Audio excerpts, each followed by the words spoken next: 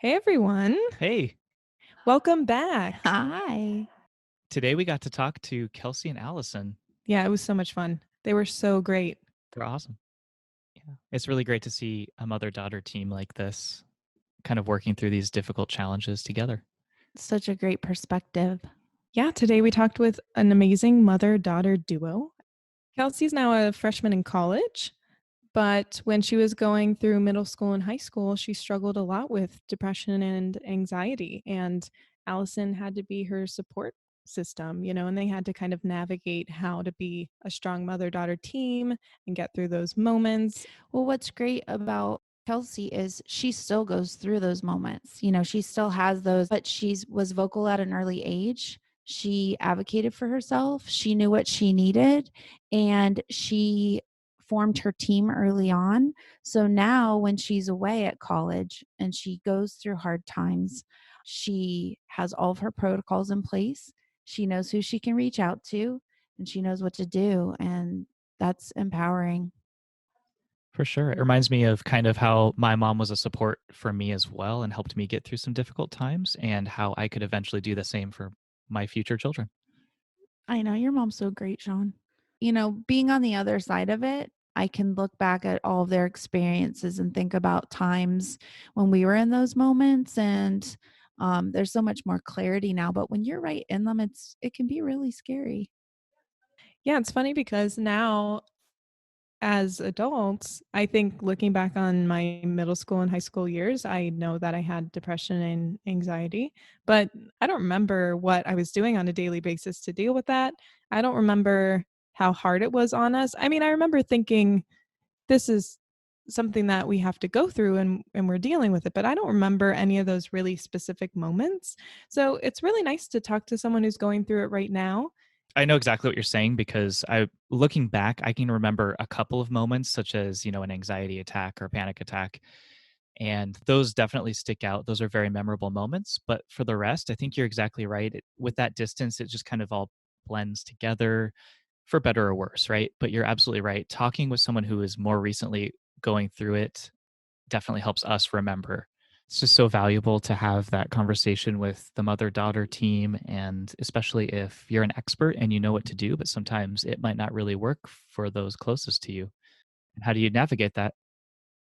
Yeah, that's a great point, Sean, because I think parents feel, you don't have a crystal ball, so you don't know what's going to happen. And you also only have your experiences. And most of us aren't educated in psychology, or we don't have a degree or whatever in those areas. Yep. And so it feels like you're navigating really scary waters. And so Yeah. I thought it was really interesting to hear that Allison struggled with it as well, because she has all the degrees and she knows what to do. It's like helping your kid with math homework, it just never works, even if you know math. Yeah.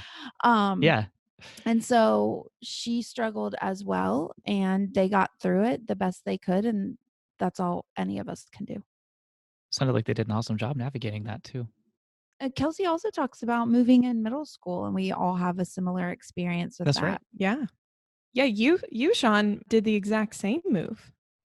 Yeah, actually, in middle school, I moved from Maryland to Arizona too. Now, it was a little different for me because we were used to moving every year or two for the military. Mhm. So I was a little bit more adjusted, but it was also a really challenging time in our lives because my dad had just been diagnosed with cancer and things like that. So it was an extra chaotic transition. But it resonated with me because it was like, hey, Maryland to Arizona in middle school is a crazy time in your life at that age. So in general, Yeah.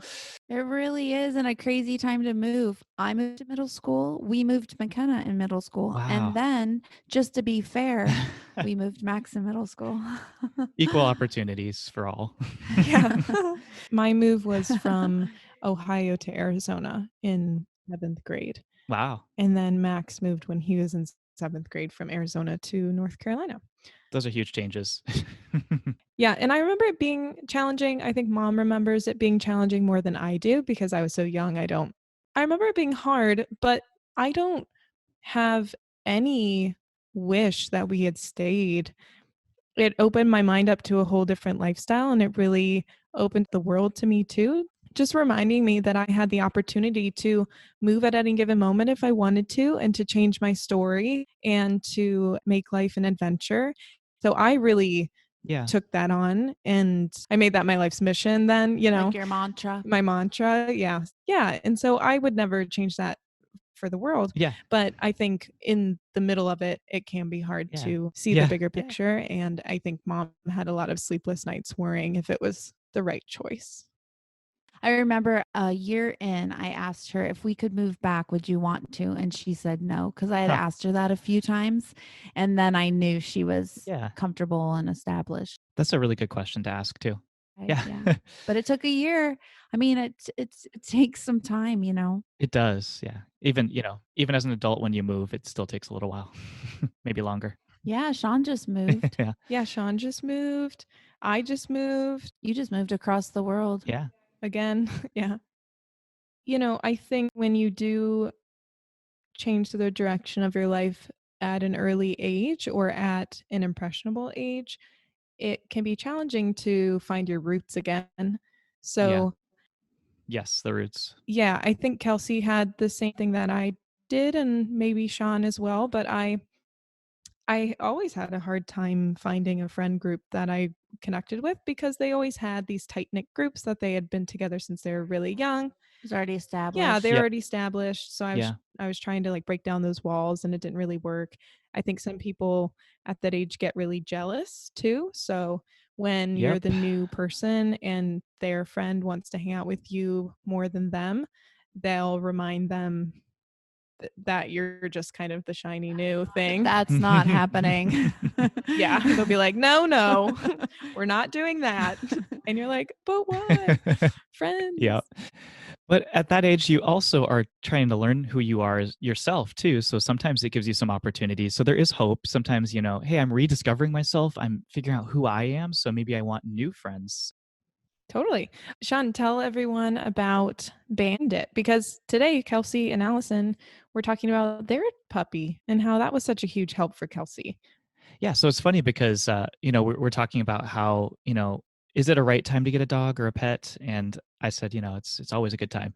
But when I got Bandit, I actually wasn't thinking about, I was thinking I shouldn't get a pet because that's a lot of responsibility that you might not want. And then my friend worked at a rescue, and I introduced me to Bandit, and we kind of fell in love. And I actually didn't like the name Bandit at first, but it grew on me, so we kept it. Oh, he already had that name. Yeah, he had it. Oh yeah, because he was older. Was he a year old or something? Yeah, he was a year and a half or so, I Yeah. think. And he has the patch over his eyes, so they called him Bandit. And I guess it kind of Aw. stuck with him because he was stealing hearts and food. Oh, he's a love bandit. Yeah, he licked the cream cheese off my bagel one day, and I was like, wait. And the rest is history. I feel the opposite. Oh. Parker gives me Oh, no. anxiety. So when McKenna was in high school, she came home with a crazy idea that we might get a puppy. One of her friends at school, their dog had puppies. But actually, Kelsey is right, because I feel like Parker gave so much peace to McKenna and to Max. Yeah, Kelsey talks about how she begged for a puppy forever from Santa, and Allison was like, "Santa doesn't bring live animals, Kelsey." I mean, Yeah. maybe not with such attitude, but Little Kels. But it's funny because I remember you saying something like that, Mom, about I think what you said was, I was like, I asked Santa for a puppy. I'd really like him to get me a puppy. And I think you're like, I don't think he'd make it, Oh. like from the North Pole. I don't think Oh, he'd make it. Boom, boom, boom. I was like, oh, Yeah. all right. Well, I don't want to put anyone in danger with my Christmas wish. Well, I like to remember it like this. The lovely person that I would like to believe that I am would have said, I don't think that's safe for that little puppy, McKenna. Altitude sickness. Right. But I think you're probably right. I think you have both of those sides to you. So yeah. It could have So, gone but either way. We'll err Yeah. on the side of kindness. Or revisionist memory. Yeah. You got your dog, Yeah. okay? Yeah. No, I did get my dog. So I love that Kelsey just talks about all the benefits of having a dog and how their whole family just fell so much in love with Murphy. So we hope you enjoy this interview of mother-daughter super team, Alison and Kelsey. So grab a cup of tea and enjoy.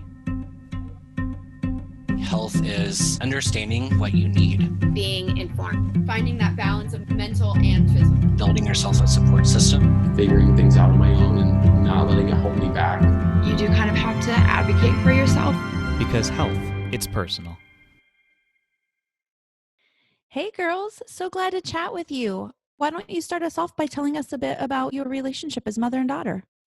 Yeah, she's someone that I can talk to about pretty much anything, and definitely throughout the years that's been very helpful for me. I know a lot of kids don't have the same relationship that I have with my mom, with their parents, and so I'm very, very grateful.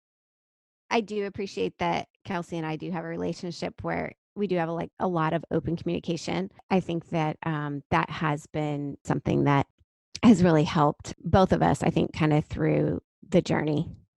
She is very emotionally intelligent. Like she's very in tune with her feelings. And so that has made our journey of kind of walking through anxiety and depression for her something that we were able to walk through together because she is pretty transparent. Yeah, I know that it was huge when mom and I were going through our own journey. Just having those lines of communication open was a big part of how we were able to understand each other and get through it.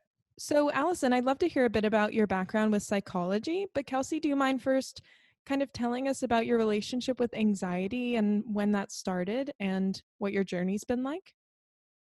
Yeah, for sure. So I think if you're talking about anxiety, you're probably talking about high school. But if you're talking just like mental health in general, I would say around seventh grade is when my mental health journey really started. We moved from Maryland to Arizona, and that was really difficult for me. Moving in middle school is very tough. If you've been through middle school or are in middle school, you know that middle schoolers can be very brutal and very mean. And so it was really difficult for me to make friends with just all of these friendships that had already been formed. And I really struggled. And then I got diagnosed with meningitis, which is a pretty severe illness. So I was in the hospital for a while. I also now was known as hospital girl along with new girl. Um, Oh my goodness. and so that was really tough. So that definitely kind of put me into a depressive state. That was definitely the beginning of where my experience with mental health started. And I think during that time that we moved and Kelsey started to kind of really struggle, like you said, my background is in psychology. And so I've taught at a lot of different universities and colleges. And as a counselor too, you know, kind of red flags started to perk up. But I think too, like as a mom, maybe it's like a protective, like denial. I'm not even sure. But, you know, I thought, well, certainly the circumstances weren't her being sad and struggling. I mean, what she's going through is hard. And so, so I think a part of me was like, well, it's circumstantial and that this is, a difficult time that will pass. So you had really had a big year. You'd moved, he's making new friends or struggling with that a bit and had been in and out of the hospital. And I'm guessing you're wondering, is she just going through the normal reaction to that or is it something more? Yeah, exactly. And I think things started to shift over a couple different pieces. And this is something that I teach in class, but is something that has also helped me a lot, like kind of assess personal situations. And it's called the 4Ds. And so I started to kind of apply that to Kelsey's situation. But the first D is distress, like how much distress is she in? The second one is deviance, like how different is her situation than other people's? Like, how is she handling this? The third one is dysfunction. Is she functioning? Like, is she still doing okay in school? Is she still going to school? Like, is she able to make those friends? And then the last one is danger. Is she at harm to herself or others? So I started to kind of conceptualize like what she was going through under those 4Ds. And as time went on, the two that popped up and eventually led me to suggesting that she see a counselor was the danger one, because she was starting to make little statements. Yeah, Kelsey, what was kind of going through your head in those moments? Yeah, so in middle school, especially with depression, it feels a lot like you're drowning. I remember that being a very prominent statement that I would make. So oftentimes when I wasn't going home and becoming absent from school, I would go to the vice principal's office and I would just kind of talk to her about how depressed I was. And I remember I would draw a lot and just like write phrases. And one of those phrases was, I feel like I'm drowning, or, I feel like I'm in hell. I think there was one time too that you said something like, I just want to go to sleep and never wake up, or something like that. And that definitely was super concerning. So and the fact that she was having a really hard time like going to school. She had a lot of absences. So these were the things that made me think this is more than just circumstantial. And I think it is hard, like weighing that out as a parent, because I don't want to jump to conclusions that my child is like struggling more than just any other kid, around her. But at the same time, there were these kind of red flags. I was like, this is going to take more than me. I did try hard, like, when you were feeling sad, to kind of work through that with you without other people intervening. You were trying all these things that you knew worked with patients or that you had learned, but now you're trying them with your daughter. Was it more challenging because you're her mom too? Yeah, it doesn't work. Yeah, found out that doesn't work. No, I did. All the things that a counselor would tell her, like, let's explore coping skills, but those things like were not enough. And it just doesn't hold the same gravity when it comes from a parent. So that is something that I realized, thankfully, early on, that it was going to require a team and not just me or my husband. And Kelsey, thankfully, was open to seeing a counselor. Wow, that's a huge step to take at any age. Kelsey, what do you attribute that to? I will say to a certain extent, you do kind of have to advocate for yourself. I'm more vocal than most people, and I think I'm a lot more open than most people. And so it did take me coming to my mom and saying, like, hey, I think that I need therapy. I think I would benefit from therapy, because I am very lucky that my mom is experienced in psychology. And, at the end of the day, she's my mom. She's not my psychologist, she's my mom. So having that third party is so important because they give you an unbiased view and they help you to kind of understand what you're going through. With that being said, I think I had a similar experience as any kid in middle school. The first thing that she did was ask me some questions and eventually tell me that she would have diagnosed me as depressed, in which I looked over at my mom and I said, ha, I said, I told you. But the second thing she did was handed me a happy face chart. Oh, yeah, the happy face chart. It made me feel very kind of like my situation wasn't very serious. She had asked me to chart that, and I just remember becoming very upset. Yeah, that could be useful for people in certain situations, but maybe not for you in that moment.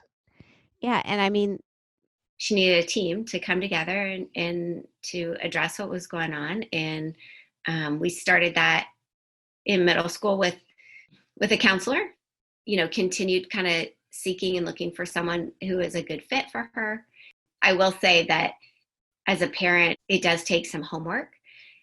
There were times that I relied strictly on like a referral from someone that I knew, which is a good place to start.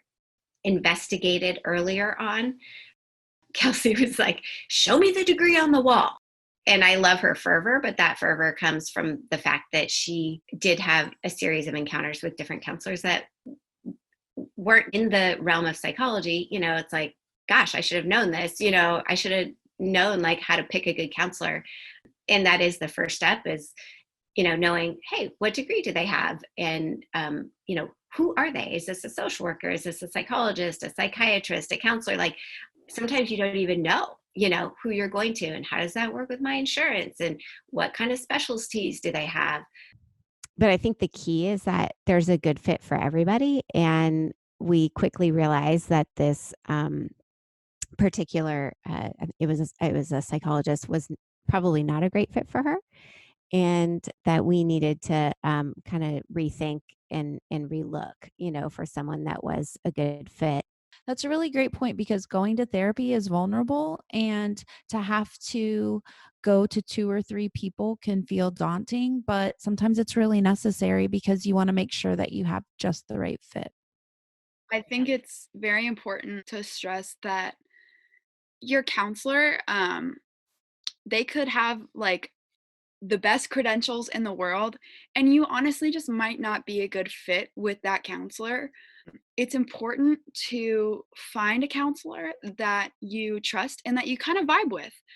Everybody is different. Everybody with mental health issues, different things work for them. It takes a few different times of just trying stuff out and being like, oh, okay, like the happy face charts didn't work. Like, let's go and find something else.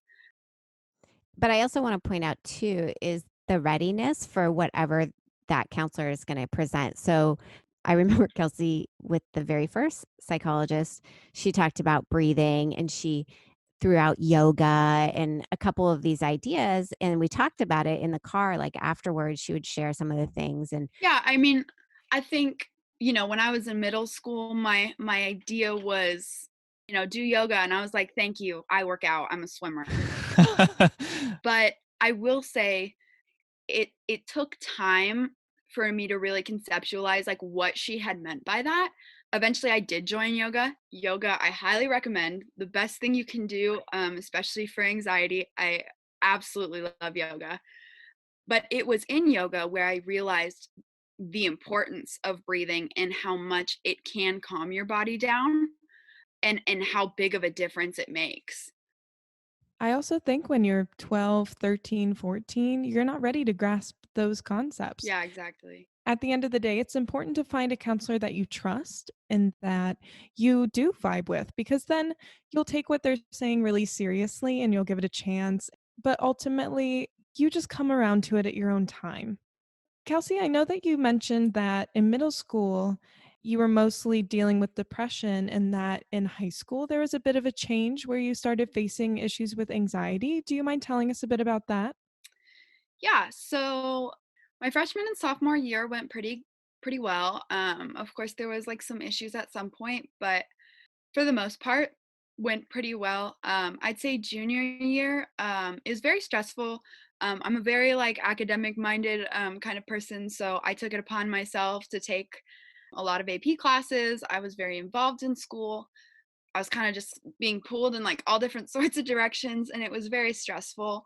I remember this was actually my sophomore year. I had taken a math test, and I've never been that great at math, but but I felt kind of prepared for this final exam, but I was extremely nervous about it.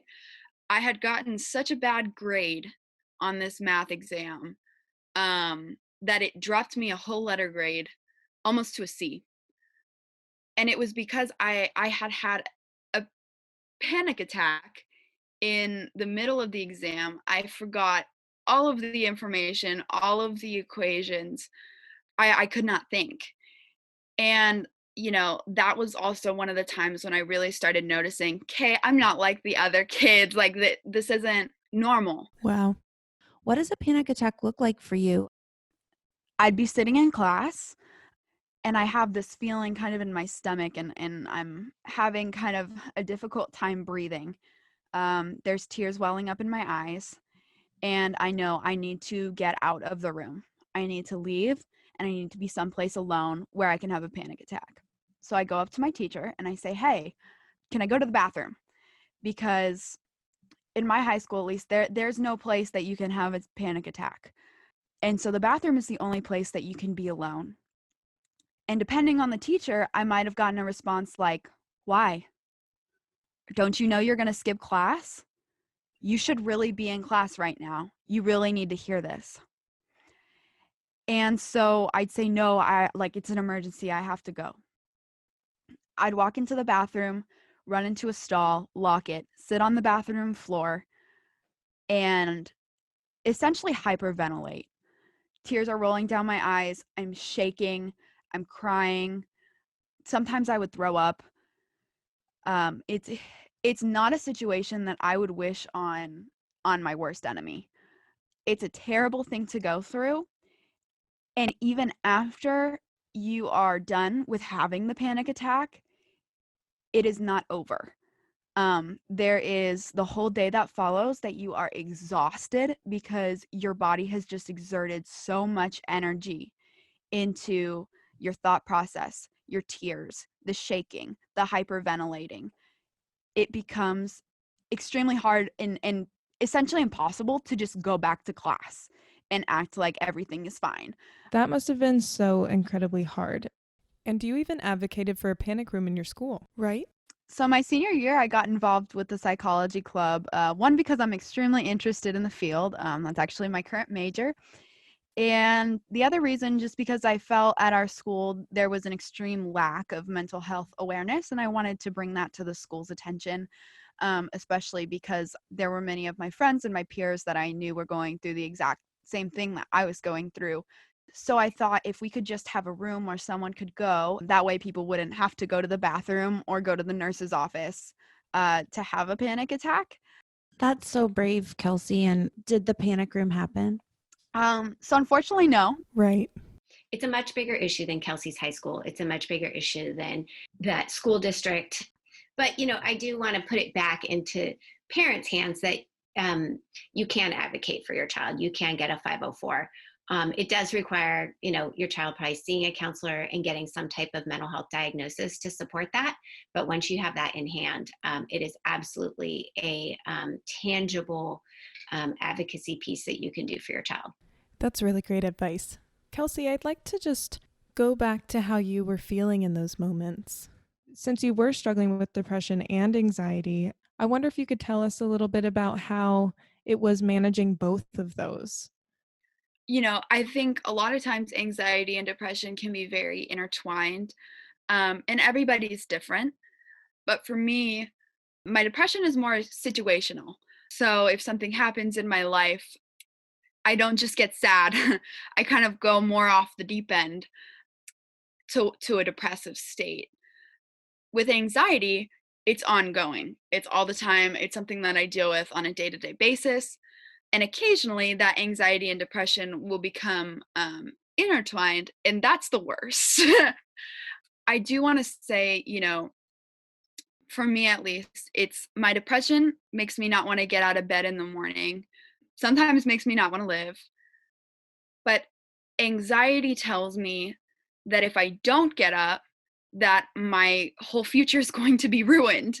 So I have to get up and I have to do my work and I have to go to school and I have to do all of the things that I have planned for that day because I don't want my future to be ruined. So in a sense, actually, they kind of help each other balance each other out, but it's very difficult. Do you have people that you can reach out to in those moments? My mom is the first person I text. That's been a common theme, and I think it's so important to have, you know, just have a person that you can talk to, and that you feel comfortable talking to and communicating with, saying like, hey, I'm feeling this way right now, and knowing that that person is going to just be there for you. And for some people it might not be their mom, it might be their uncle or their aunt or their dad, or, you know, maybe not even a family member, maybe a best friend. But it is so important. And there are definitely times where I felt like retreating, and I'd say that's more on the end of when I felt like giving up. You know, mental health is a battle, and sometimes when I felt like I was, you know, going to lose that battle, you know, it's almost like I didn't have enough energy to want to go to my mom anymore, go to people anymore and talk to them about it, because it was just so draining. And I was already just so exhausted. And that's what I think, you know, maybe some people don't realize sometimes about mental health is it's extremely draining, not only mentally, but your physical health gets affected by it as well. That's another great point. It's definitely tied to our physical health as well. Do you feel like your team has helped support you through those moments? I think my parents have just raised me to know that whatever's going on, that they have my best interest in mind and they're not going to judge me but they're going to do the thing that they think is going to benefit me the most. I want to just add, I mean, please, Kelsey, we have fought plenty. Don't get us wrong. Like, we are a very normal, like, mother-daughter, especially during like teenage years. We definitely had arguments. It has not been picture perfect. I think what Kelsey's saying is maybe the level of transparency is from her end more than her peers. But I think, you're right. Like, our love for you is unconditional. And, I think we've tried from an early stage just saying, hey, no blame, no judgment, no stigma. Like, we're just here to hear you out and make sure that you're on a path for success. And that's it. I think that's so great, Allison. It's really important that our people know that they have a safe space where they can talk about important things and not feel judgment. How does the rest of your team help, Kelsey? I think one of the major ways that they play a role is just by being supportive, whether that's um, through just giving me a hug when I've had a really bad day, or it could be something that they don't even know that they're doing. For example, my little sister, she's 8 years old, and just being around her sometimes makes me a happier person, because she's just like super carefree, and sometimes in this day and age it can be very hard to live like that. And so just like watching her play or playing with her, sometimes would get my mind off of maybe the problems that I was having. My dad is very insightful. I probably talk to my mom more than I talk to my dad, but every time I talk to my dad, it's a very, very meaningful conversation. And we just go on these walks, especially when I was about to go into college. And he just gave me like insight and perspective into my life, and that was very, very helpful. My brother at times has literally just walked into my room when I was like breaking down crying, and he'd just come over and give me a hug and say, it's okay, sis. Those are probably some of the sweetest moments that I've ever experienced family wise. So my mom is going to mention our dog. I'd like to put it on record that I've wanted a dog since I was little. I think I've asked for a dog from Santa about a million times until my mom said that Santa doesn't bring live animals. And I would just like to say that if you're holding out on getting your kid an animal, don't hold out on them. Just get the animal. Because like a few months before college, we adopted a dog named Murphy, and Murphy is my favorite dog in the whole wide world, and I love him. We treat him probably like he's a human. Kelsey was right. I was wrong. My one and only admission of Getting a dog is always the right choice. I think there's something to be said for pets because they give a presence of a living thing, and it can sound kind of weird, but it's true. That pet is something that's with you, that will listen to you and play with you. I've taken Murphy on walks that'll help me clear my mind, and I didn't want to go on walks alone, but now I have to take walks because I have to take care of Murphy. Absolutely. Allison, what is it like for you to be Kelsey's support person? I am super thankful that she is so communicative and that she has let me in. It can be tiring though, just as exhausting as it is for her going through it. It can be tiring, like from a parental standpoint too. Every parent wants the very best for their kid. Like, what do you want? You want your kid to be like, happy and healthy, right? And so when she's not, you know, I'm worried and I'm thinking and I'm like, okay, what's the next step? How can I be supportive? When your child is struggling, it does take a lot of energy and focus to get them through and kind of get them set up with supports. But I guess the way that I look at it is that I have 3 kiddos. All of them have something. Like, everybody has something in life. And, just like I would for my child who had, let's say, like a medical issue, like I would take him to the doctor and I would, do everything I needed to like make sure medically he was okay. And so I guess I just see it the same way with mental health. I would just leave parents with the that your mental health is important. In order to support your child, you have to be in a place where you can give some energy. And so surrounding yourself with friends and with people that you can share with, honestly, I think is going to be very, very helpful. And so seeking your tribe out, to give you some support and prioritizing your self-care, you taking a walk, you taking a hike, you getting a little exercise in, is going to be really critical so that you're in a place where you can help your kiddo. Absolutely. Who supports the support person? I know I have a best friend going through similar things with her daughter. And when I go to her house, she says, let's put on our shoes and go for a walk. And that's where we have our best talks and get some exercise. And it's fantastic. Yeah. In episode 1, we talked to Michael Miller about how to fill your own cup so that you can be a support to others. What fills your cup, or who helps you or supports you so that you can be the best support to Kelsey? My husband Joel was a huge support to me and to Kelsey, going through her journey with anxiety and depression. And so, while we are talking a lot about our relationship and that dynamic, I don't want to ignore the fact that, my husband was a big part of it and, a huge support to both of us also. That's really amazing. We always talk about how having a team is such an important part of managing your journey or getting through your journey. And we're so lucky because the three of us are part of each other's team. And it just feels really great to know that you have people who understand you and people that love you and support you and have got your back. Which when I was younger, my mom would kind of say that. And I was like, I don't want a team, I don't want it to be that big of an issue where I have to have a team, But I think as my mental health has progressed and my journey has progressed, that is something that is so important, is that I think, most people picture people with anxiety and depression as, someone who stays in their house. You can be a high functioning person and still have anxiety and still have depression. It doesn't define you. It's something in your life that unfortunately you have to deal with. Just like anything else, it doesn't make you lesser of a person. It doesn't make you weird. I am a person with anxiety, but anxiety is not my life. I'm in college. I take a lot of classes every day. I work at Starbucks. I like to go surfing. I love to do yoga.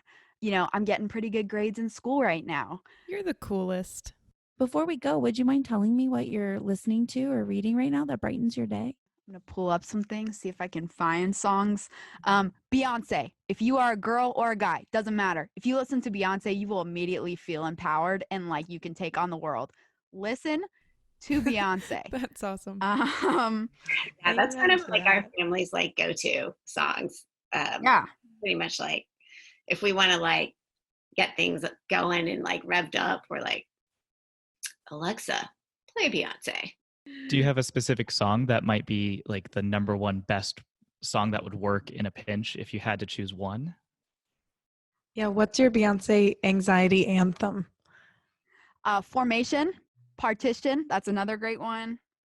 Even if you're not feeling like these songs, Beyoncé is I'm feeling myself, it's a good day, and it's not a good day. You can kind of fake your brain into thinking, you know what, it is a good day because Beyoncé says it's a good day. Yeah, Queen Bee says so it must be. Mm-hmm. You guys are so awesome. Thank you for talking with us. Those are challenging topics, but it was so great talking about it with you. Oh, we really appreciate it, ladies. Bye. Have a good day, guys. Bye. Thank you, everyone, for listening to this episode of Health It's Personal. Follow us wherever you get your podcasts for bonus episodes and new releases every Wednesday. Please listen, subscribe, engage, and send us topics we can explore that would help you on your journey. Because health, it's personal.